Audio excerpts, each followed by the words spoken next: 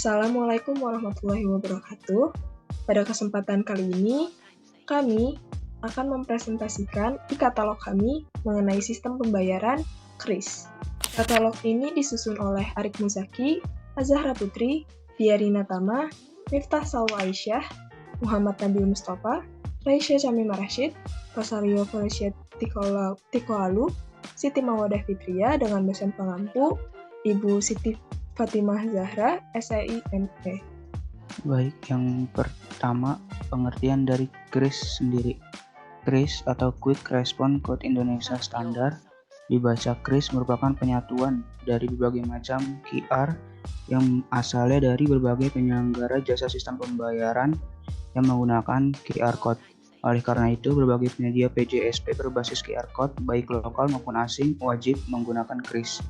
KRIS dikembangkan oleh industri sistem pembayaran bersama Bank Indonesia agar transaksi dengan QR Code lebih mudah, cepat, dan terjaga keamanannya.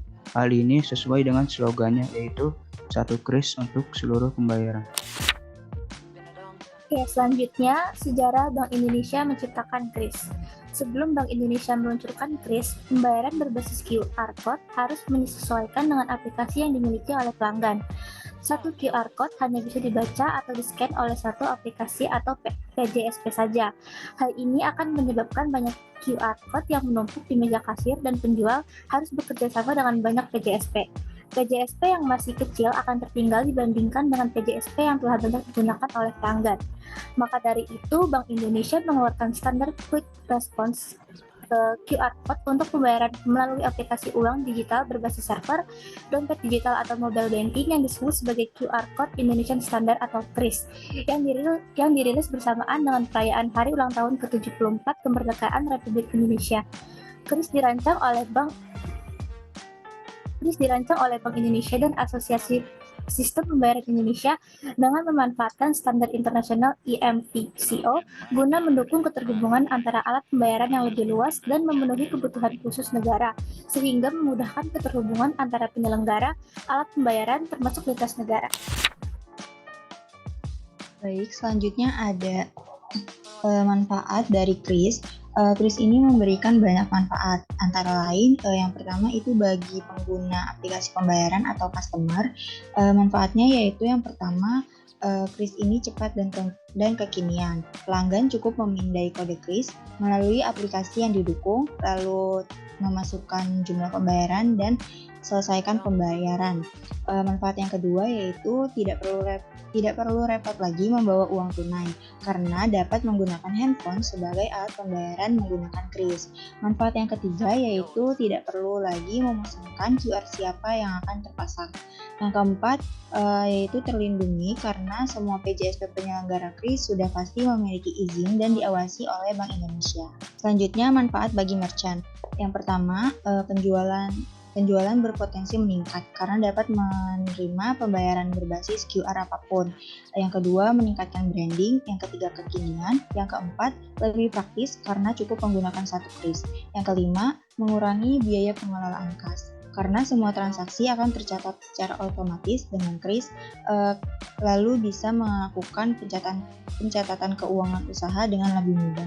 Manfaat yang keenam yaitu terhindar dari uang palsu. Yang ketujuh, tidak perlu menyediakan uang kembalian. Yang kedelapan, transaksi tercatat secara otomatis dan bisa dilihat setiap saat. Manfaat yang kesembilan yaitu terpisahnya uang untuk usaha dan uang pribadi. Yang kesepuluh, memudahkan rekonsiliasi dan berpotensi mencegah tindak kecurangan dari pembukuan transaksi tunai. Yang terakhir, membangun informasi kredit profile untuk memudahkan memperoleh kredit ke depan. Selanjutnya, manfaat bagi pemerintah dan layanan publik. Yang pertama yaitu untuk membayar piutang negara menggunakan KRIS. Saat ini, cara pembayaran piutang negara dapat melalui bank transfer ke rekening penampungan KNL, atau yang terbaru adalah pembayaran menggunakan virtual account. Namun sekarang kita cukup memindai kode QR untuk membayar sesuatu. Cara tersebut sangat praktis, mudah, modern, dan aman. Implementasi KRIS sebagai salah satu opsi pembayaran piutang negara oleh stakeholder dapat dimulai dengan melakukan pendaftaran atau registrasi pada PJSP yang telah memperoleh izin dari BI.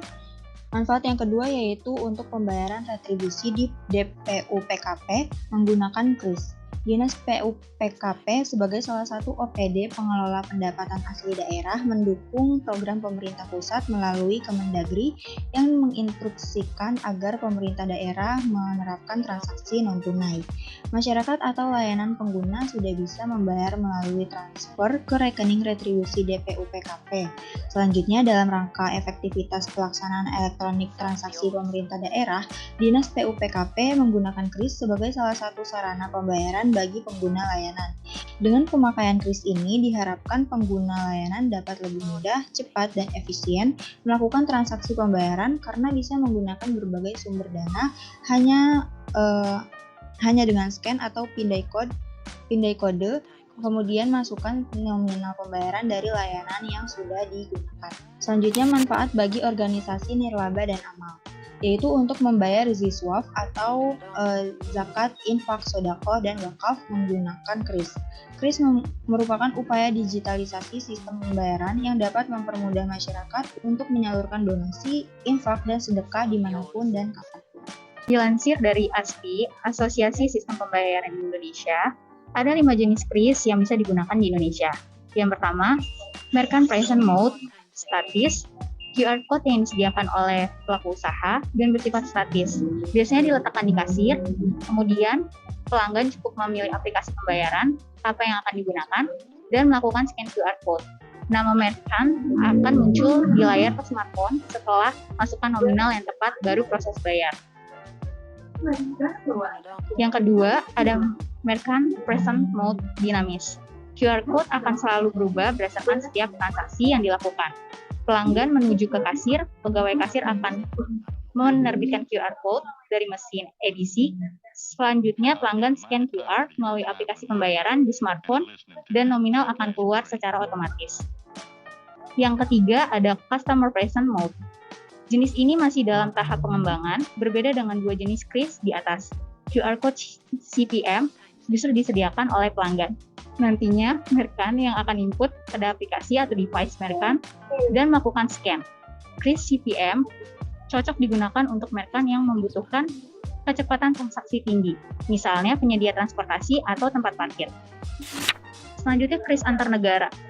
Transaksi pembayaran dengan kris dapat dimanfaatkan wisatawan mancanegara untuk belanja di tempat wisata.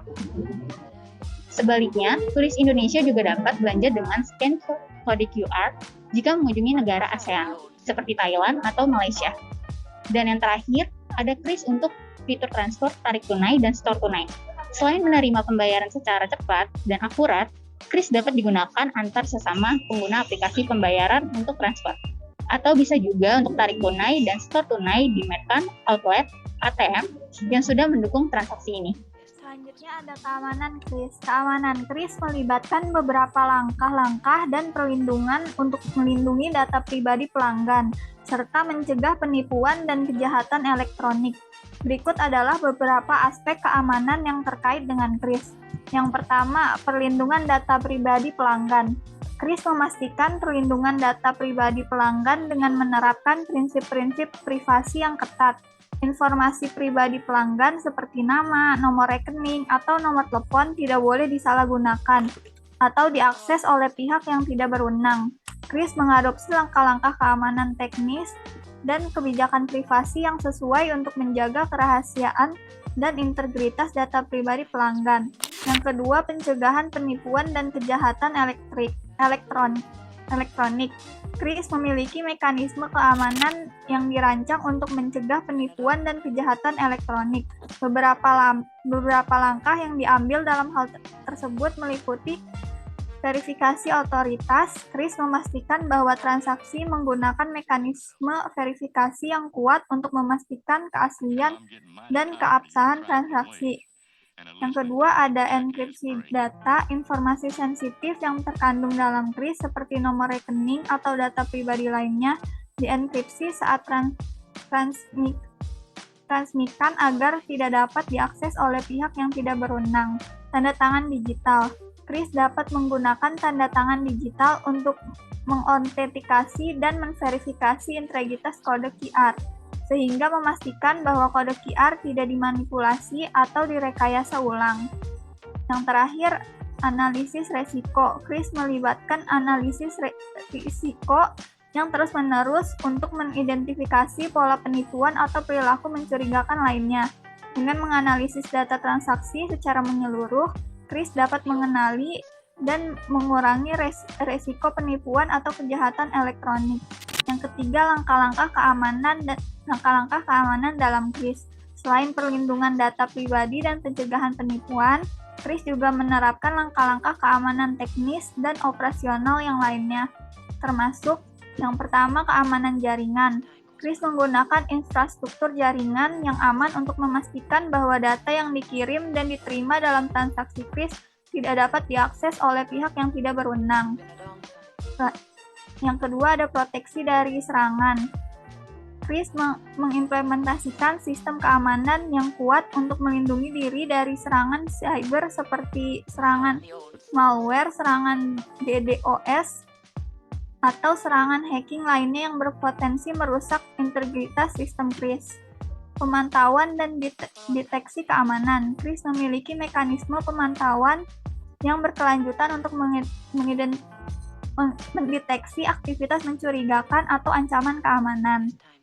Yang terakhir ada keamanan fisik. Kris juga memperhatikan keamanan fisik untuk melindungi infrastruktur teknis yang digunakan dalam implementasi Kris. Fasilitas server dan perangkat keras lainnya yang terlibat dalam Kris dijaga secara fisik untuk mencegah akses yang tidak sah atau kerusakan yang disengaja. Baik, selanjutnya ada keuntungan menggunakan Kris. Yang pertama, proses transaksi cepat dan mudah. Tinggal scan kode Kris saat melakukan transaksi karena satu Kris menerima pembayaran berbagai aplikasi. Yang kedua, mencegah uang palsu beredar. Pengguna tidak perlu menggunakan uang dalam bentuk fisik, hanya perlu menempelkan telepon pintarnya pada kris yang tersedia. Yang ketiga, alternatif pembayaran yang beragam. Terdapat opsi pembayaran menggunakan berbagai macam aplikasi pembayaran, apapun yang sudah mendapat izin dan diawasi oleh Bank Indonesia. Yang keempat, praktis untuk dipantau dan dianalisis riwayat transaksinya. Yang kelima, bebas biaya admin di setiap transaksinya. Boleh di next. Pihak Bank Indonesia secara resmi telah mengusung Kris dengan tema khusus yaitu unggul. Yang artinya, pertama itu universal. Penggunaan Kris bersifat inklusif untuk seluruh lapisan masyarakat dan dapat digunakan untuk transaksi pembayaran di domestik dan luar negeri. Yang kedua, gampang. Masyarakat dapat bertransaksi dengan mudah dan aman dalam satu genggaman ponsel. Yang ketiga, untung. Transaksi dengan Kris menguntungkan pembeli dan penjual karena transaksi berlangsung efisien melalui satu kode QR yang dapat digunakan untuk semua aplikasi pembayaran. Yang keempat, langsung. Transaksi dengan Kris bisa secara langsung karena prosesnya cepat dan seketika sehingga tidak harus menunggu terlebih dahulu. Oke, baik. Di sini ada implementasi QRIS. Pertama ada persiapan teknis. Lalu pastikan perangkat lunak dan perangkat keras yang diperlukan tersedia dan kompatibel dengan QRIS. Kedua ada sediakan infrastruktur teknologi yang memadai seperti perangkat pemindai QR dan jaringan internet yang stabil. Selanjutnya ada registrasi QRIS. Pertama, daftarkan bisnis Anda sebagai penyedia layanan pembayaran atau penyedia layanan platform PSP yang berwenang. Yang kedua, ikuti proses pendaftaran yang ditentukan oleh regulator atau lembaga yang mengatur QRIS di negara Anda. Lalu selanjutnya ada integrasi dengan sistem pembayaran. Hubungkan sistem bisnis Anda dengan infrastruktur QRIS melalui antarmuka, pemrograman aplikasi atau disebut API yang disediakan oleh PLP atau PSP. Lalu yang selanjutnya, pastikan sistem Anda dapat menghasilkan dan membaca QRIS dengan format yang benar termasuk data transaksi yang relevan. Lalu keempat ada persiapan uji coba dan sertifikasi teknis. Selanjutnya ada lakukan uji coba internal untuk memastikan interoperabilitas dan kepatuhan sistem Anda terhadap standar QRIS. Selanjutnya, ajukan permohonan sertifikasi ke otoritas atau lembaga yang berwenang untuk memverifikasi bahwa sistem Anda memenuhi persyaratan teknis dan keamanan QRIS. Yang kelima ada pelatihan dan komunikasi. Berikan pelatihan kepada karyawan terkait mengenai penggunaan QRIS dan tata cara transaksi dengan QRIS. Lalu yang selanjutnya, komunikasikan perubahan kepada pelanggan dan pihak terkait seperti mitra bisnis untuk memastikan pemahaman yang baik tentang QRIS dan manfaatnya. Lalu yang terakhir ada peluncuran dan pengawasan. Setelah semua persiapan selesai, luncurkan QRIS di bisnis Anda dan pastikan sistem berfungsi dengan baik. Terakhir, pantau dan evaluasi kinerja QRIS secara berkala untuk mengidentifikasi masalah atau kesempatan perbaikan. Selanjutnya, kris antar negara. Bank Indonesia dan Bank Negara Malaysia pada 8 Mei 2023 meresmikan implementasi interkoneksi pembayaran antara Indonesia dengan Malaysia menggunakan QR Code. Implementasi interkoneksi pembayaran antar kedua negara melalui kris antar negara ini bertujuan untuk memudahkan transaksi lintas negara antara Indonesia dan Malaysia. Dengan menggunakan kris antar negara, konsumen dari kedua negara dapat menggunakan aplikasi pembayaran elektronik masing-masing negara untuk melakukan pembayaran secara langsung di merchant yang berpartisipasi di negara lain. Nah, ini memberikan manfaat yang signifikan bagi pelaku usaha dan konsumen, seperti kemudahan, kecepatan, dan efisiensi dalam melakukan transaksi lintas negara. Selain itu, interkoneksi ini juga diharapkan dapat meningkatkan kerjasama antara Indonesia dan Malaysia dalam sektor pembayaran digital dan memperluas konektivitas ekonomi di antara keduanya. Dengan adanya implementasi interkoneksi ini, diharapkan dapat mempercepat pertumbuhan penggunaan pembayaran digital lintas negara, memfasilitasi perdagangan bilateral, serta meningkatkan konektivitas dan integrasi regional di ASEAN. Kesimpulan pada materi kali ini yaitu KRIS atau Quick Response Code Indonesian Standard atau KRIS ini merupakan suatu upaya standarisasi yang dikeluarkan oleh Bank Indonesia untuk seluruh perusahaan yang menggunakan teknologi finansial. Terdapat banyak keuntungan yang akan dirasakan oleh pihak merchant dan juga konsumen yang melakukan transaksi dengan menggunakan KRIS. Pelayanan-pelayanan yang diberikan program KRIS sudah dapat memberikan kemudahan kepada konsumen yang akan bertransaksi baik konsumen dalam negeri maupun luar negeri. Tidak heran jika sistem pembayaran melalui KRIS dapat mendukung pemulihan ekonomi nasional. Bahkan di era digitalisasi sekarang ini dinilai dapat mendorong efisiensi dari sektor perekonomian, mengembangkan pertumbuhan UMKM, serta mempercepat keuangan secara inklusif. Berikut adalah daftar pustaka dari materi. Sekian presentasi dari kelompok kami, kurang lebihnya mohon maaf. Wassalamualaikum warahmatullahi wabarakatuh.